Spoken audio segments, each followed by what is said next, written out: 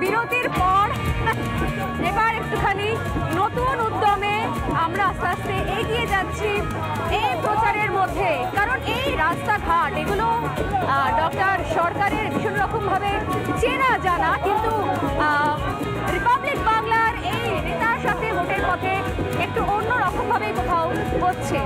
বাঁকুড়া নিয়ে মমতা বন্দ্যোপাধ্যায় বারবার বলছেন যে সবটাই নাকি মমতা বন্দ্যোপাধ্যায় সরকার কাজ করেছে, এখান থেকে মানুষ ঢেলে ভোট দিয়েছে পদ্মফুলকে, কিন্তু সাংসদকে নাকি দেখতে পাওয়া যায়নি। মারাত্মক অভিযোগ এতদিন বাদে করছেন মমতা বন্দ্যোপাধ্যায়, কি বলবেন? উনি চিরকাল অসত্য কথা বলায় অত্যন্ত পটু। এখান থেকে বাঁকুড়ার লোকজন বিরোধী শিবিরকে সিলেক্ট করে নিয়েছে, একদম ভোট দেওয়া হয়েছে, সেই জন্য কি কোথাও তার মাসুল গুনতে হয়েছে বাঁকুড়ার লোকেদেরকে, খেসারত দিতে হয়েছে? সেটা তো একটা আছে, কিন্তু সেটাই সব কথা নয়। এই সরকারের রাজ্যে বিভিন্ন ক্ষেত্রে লোক নিয়োগের ক্ষমতা নেই। ডাক্তার, নার্স, পুলিশ, শিক্ষক, কোথাও নিয়োগের কোনো ক্ষমতা নেই। এরকম এই প্রচারের অভিজ্ঞতাটা কেমন ডাক্তারবাবু? এই প্রচারের অভিজ্ঞতাটা কেমন? এই প্রচারের অভিজ্ঞতা, হ্যাঁ, এই যে এটা তো দিনের পর দিন চলছে, আর অসাধারণ, প্রত্যেক দিন নিত্য নতুন অভিজ্ঞতা আসছে। যেমন আজকে, আর এই যে সাংবাদিক যে গাড়ি চালিয়ে নিয়ে যাচ্ছে, এই এক্সপেরিয়েন্সটা কেমন? এটা তো দারুণ দারুণ। তারপরে বিশেষ করে স্বর্ণালী চালাচ্ছে, একটু প্রাণের ভয় করছিল কি যে কি যে হবে? না না, আমি সেটা ভয় পাইনি। তার কারণ স্টিয়ারিং এ বসার ভঙ্গি দেখে আমি বুঝতে পেরেছি তিনি চালাতে পারবেন, এই বিশ্বাস আমার হয়েছে। কিন্তু আমার এই গাড়ি চালানোর অভিজ্ঞতা একদম প্রথম। একটা পার্সোনাল কোয়েশ্চেন করি একদম, যদি কখনো পালাবদল হয়, আপনারা যেটা আশাটা করেন সব সময়তে, তাহলে কি আমরা রাজ্যের স্বাস্থ্যমন্ত্রীর ভূমিকায় সুভাষ সরকারকে দেখতে পারি? একদম পার্সোনাল কোয়েশ্চেন, কিন্তু এই প্রচার থেকে না করেই পারলাম না। এরকম ভাবি না, তার কারণ আমাদেরকে দল যখন যে দায়িত্ব দেয়, এটুকু তো আমি নিশ্চিত যে আপনাদের সরকার আসলে একই জন, তিনি স্বাস্থ্যমন্ত্রী, তিনি মুখ্যমন্ত্রী, তিনি পুলিশ মন্ত্রী। এরকম হবে না, একই ব্যক্তি মুখ্যমন্ত্রী, একই ব্যক্তি স্বাস্থ্যমন্ত্রী, একই ব্যক্তি পুলিশ মন্ত্রী, এটা কোনো মতেই হবে না। স্বাস্থ্য থেকে শিক্ষা, আর তার সঙ্গে একেবারেই ইউনিক প্রচার শেষে আমরা আস্তে আস্তে এবার আবারও ব্যাক করছি। অনেকগুলো গ্রাম, একটা করে কতগুলো গ্রাম ঘুরলাম ডক্টর সরকার? আমরা 16টা গ্রাম, আমার তো নিজের বিশ্বাসই হচ্ছে না।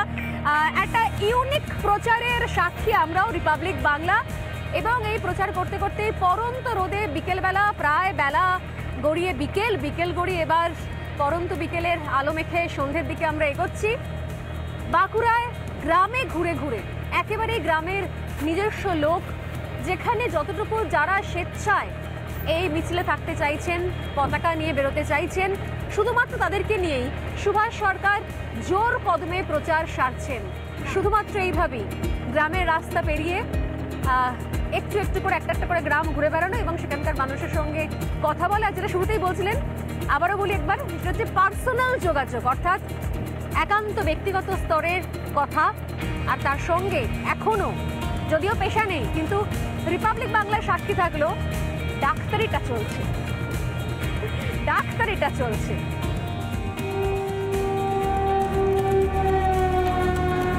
কেশরা কাজুরিডাঙ্গা হল্ট, যে হল্ট হওয়ার কথা ছিল অনেক আগে অনেক এখানকার নির্বাচিত সাংসদরা যারা সংসদে গিয়েছিলেন তারা করে উঠতে পারতেন, কিন্তু ঘটনাচক্রে বাঁকুড়ার মানুষজন এই হল্ট পায়নি।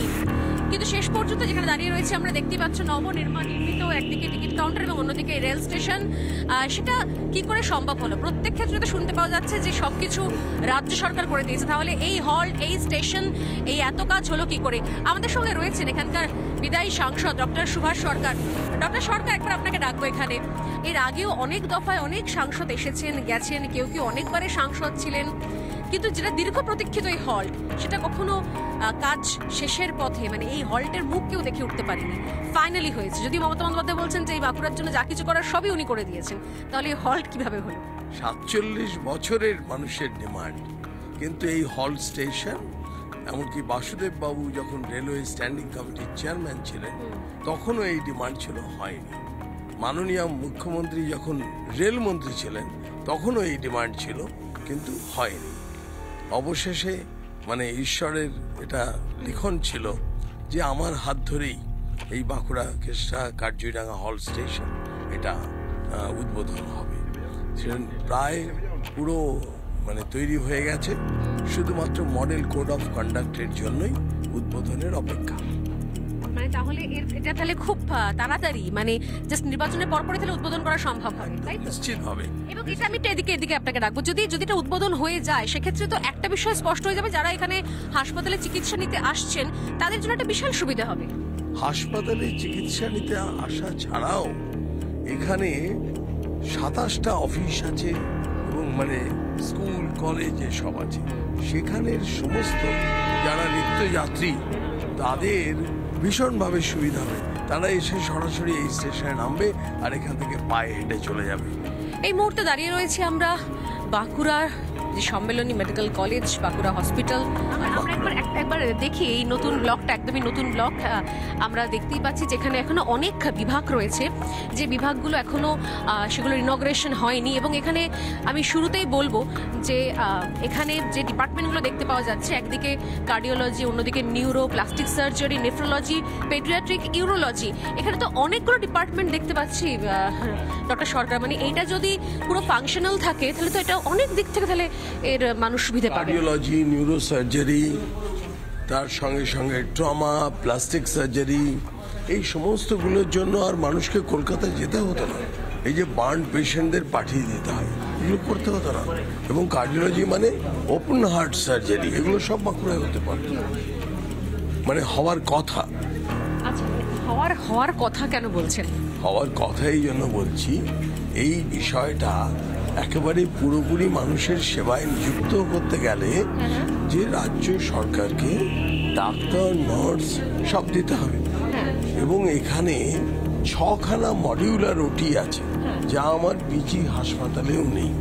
এটা মানে দারুণ ব্যাপার। বোধহয় একটা ওটি ফাংশনাল আছে, বাকিগুলোতে মানে বহু যন্ত্রপাতি ব্যাকই খোলা হয়নি। ওয়ারেন্টি শেষ হয়ে যাচ্ছে। সারাদিন সকাল থেকে দুপুর গড়িয়ে বিকেল গড়িয়ে সন্ধে ভোট প্রচার চলছে, তার সঙ্গে নেতার সাথে ভোটের পথে রিপাবলিক বাংলাও একটু করে এগোচ্ছে। রাতের আগেও প্রার্থীর একাধিক কিছু কর্মসূচি রয়েছে এবং জেনারেলি থেকেও থাকে, আর তার সঙ্গে রয়েছে আরো নতুন এক ঝাঁক প্রতিশ্রুতি তার কেন্দ্রের মানুষের জন্য। কি ভাবছেন এখানকার প্রার্থী? তার কি পরিকল্পনা রয়েছে যে আসলে এই কেন্দ্র থেকে দেওয়া এবং পাওয়া এই হিসেব নিকেশের অঙ্কে, সেই হিসেব নিকেশের ব্যালেন্স শিটে ঠিক নিজেকে কোন জায়গায় রাখছেন বাঁকুড়া লোকসভা কেন্দ্রের বিজেপি প্রার্থী ডক্টর সুভাষ সরকার?